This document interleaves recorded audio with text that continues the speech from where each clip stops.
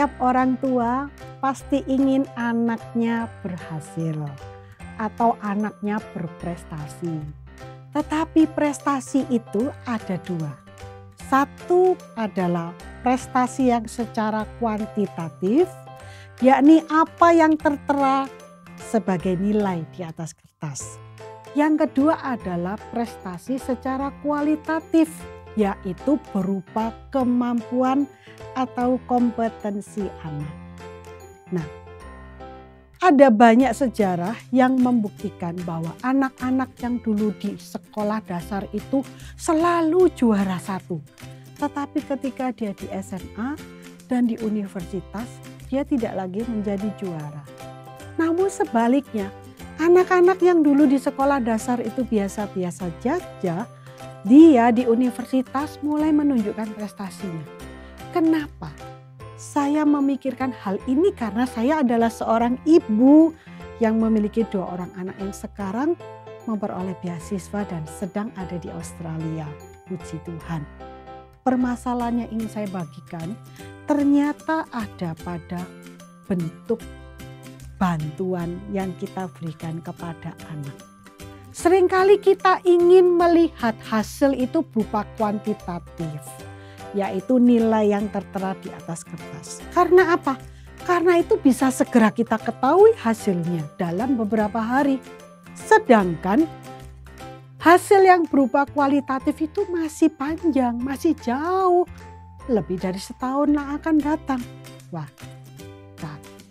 kita perlu tahu bahwa hasil itu memang perlu kita ketahui dengan segera. Tetapi hasil itu bukanlah tujuan yang utama. Dia adalah tujuan yang kedua. Tujuan yang utama adalah mempersiapkan anak untuk dia mampu berdiri di atas kakinya sendiri. Karena kita tidak akan bersama dengan anak seterusnya.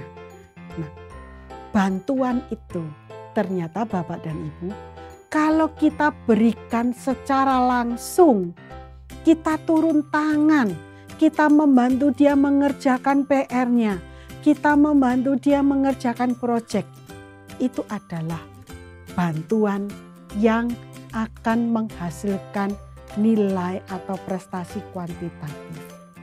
Sedangkan bila bantuan kita itu berupa support secara moral, yang lebih mudah dipahami adalah berupa perhatian.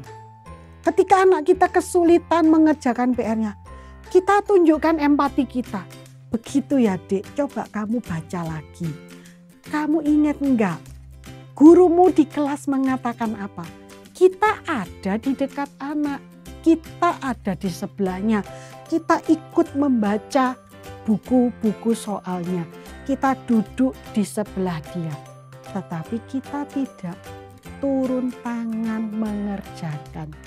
Kita tidak memberikan tahu jawaban yang harus dia tulis walaupun kita tahu. Jadi perhatian itu adalah bantuan kita yang sangat berharga. Bantuan kita harusnya berupa perhatian. Itu saja lebih dari cukup. Karena perhatian itu akan memampukan anak. Bukan menggantikan anak mengerjakan. Perhatian kita itu akan menjadi pendorong bagi dia untuk berusaha sendiri. Untuk mengatasi setiap permasalahannya sendiri. Sehingga itu terbukti kemampuannya meningkat secara kualitatif. Ketika anak semakin besar, semakin bertambah usianya, kompetensinya semakin baik. Tanpa perlu campur tangan kita sebagai orang tua. Dan kompetensi itu untuk masa depan Bapak dan Ibu.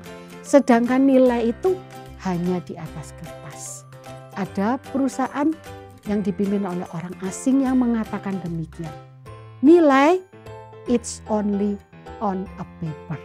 Yang ingin saya tahu adalah kemampuan Anda bekerja. Kemampuan Anda mengatasi permasalahan, mencari jalan keluar. Dan itu pasti diperoleh oleh anak kita bila kita menaruh perhatian.